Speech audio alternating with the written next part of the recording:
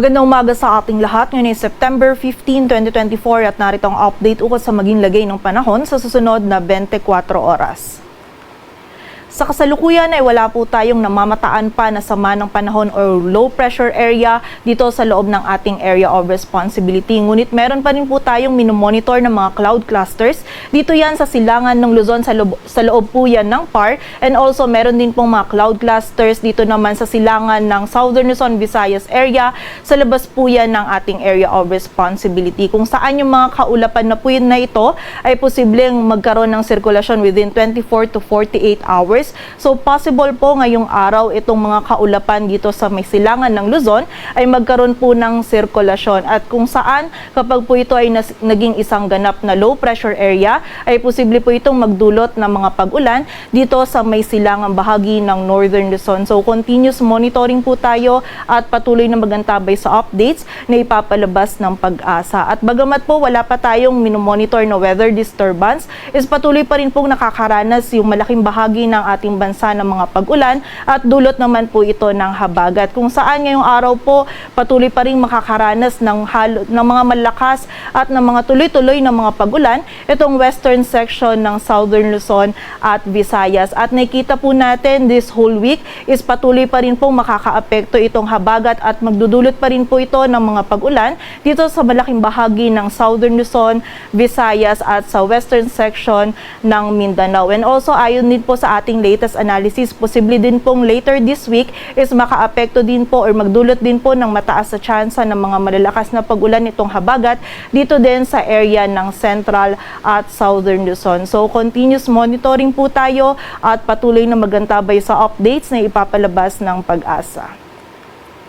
At para nga sa magiging lagay ng panahon ngayong araw ng linggo, halos po tuloy-tuloy na mga malalakas na pag-ulan pa rin yung mararanasan dito sa northern portion ng Palawan maging sa area din ng Occidental Mindoro, dulot po yan ng habagat. Samantala, occasional heavy rains din po yung mararanasan dito sa nalalabing bahagi pa ng Mimaropa, maging sa bahagi din ng Albay, Masbate at Sorsogon. So pag-iingat pa rin po para sa ating mga kababayan sa banta ng mga pagbaha at pagguho ng lupa. Samantala, dito sa Metro Manila, maging sa area ng Zambales, Bataan, nalalabing bahagi pa ng Calabarzon or dito sa area ng Calabarzon, maging sa nalalabing bahagi pa po ng Bicol Region ay magiging maulap pa rin nga po yung ating kalangitan at magiging mataas po yung tsansa ng mga pag-ulan, pagkilat at pagkulog. Kung saan posible pong moderate at kung minsan ay mga malalakas po na pag-ulan yung ating maranasan. So muli po, pag-iingat pa rin sa posibilidad ng mga pagbaha at pagguho ng lupa. At sa nalalabing bahagi naman po ng Luzon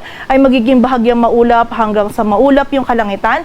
Meron tayong posibilidad pa rin ng mga isolated ng mga pag-ulan, dulot po yan ng mga localized thunderstorms. Agwat ang temperatura sa Metro Manila ay mula 25 to 30 degrees Celsius.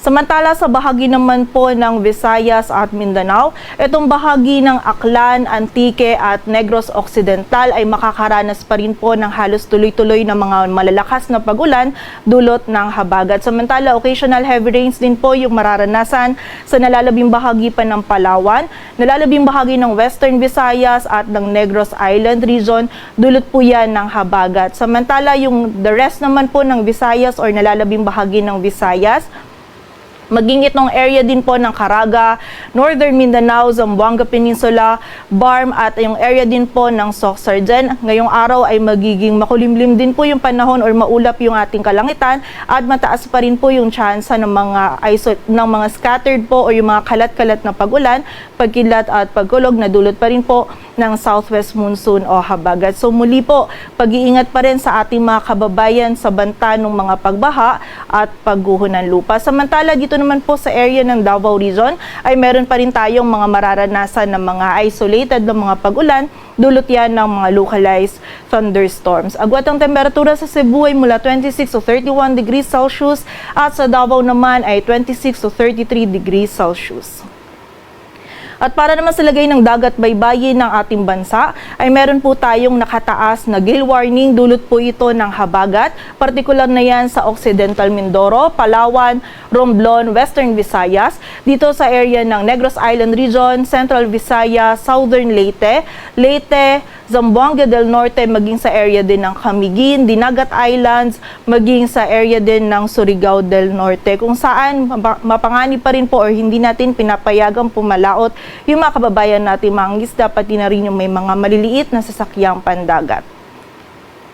At dahil nga po patuloy pa rin yung epekto ng southwest monsoon o habagat or patuloy pa rin po ito magdudulot ng mga malalakas na pag-ulan sa malaking bahagi po ng Southern Luzon at Visayas, ay meron din po tayong weather advisory kung saan ngayong araw po hanggang bukas ng umaga is heavy to intense pa rin po yung mararanasan natin ng mga pag-ulan sa northern portion ng Palawan, Occidental Mindoro, Aklan, Antique at sa bahagi din ng Negros Occidental. Samantala, moderate to heavy naman po ng mga pag-ulan sa Batangas, Albay, Sorsogon, Masbate, nalalabing bahagi pa ng Mimaropa, Western Visayas at sa Negros Island Region. Samantala, bukas naman po ay meron din tayong mga pag-ulan pa rin or patuloy pa rin yung mga heavy to intense na pag-ulan sa northern portion ng Palawan, Aklan, Antique at Negros Occidental. Samantala, moderate to heavy po dito sa Albay, Sorsogon, Masbate, nalalabing bahagi pa ng Mimaropa, Western Visayas at Negros Island Region. And by Monday naman po or by Tuesday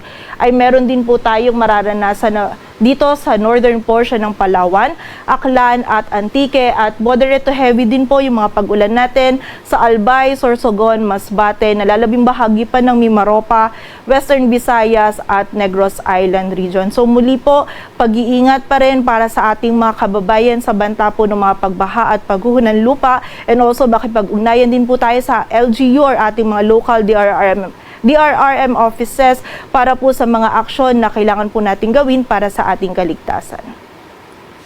Dito sa Metro Manila, ang araw ay sisikat mamayang 5:45 ng umaga at lulubog mamayang 5:57 ng hapon.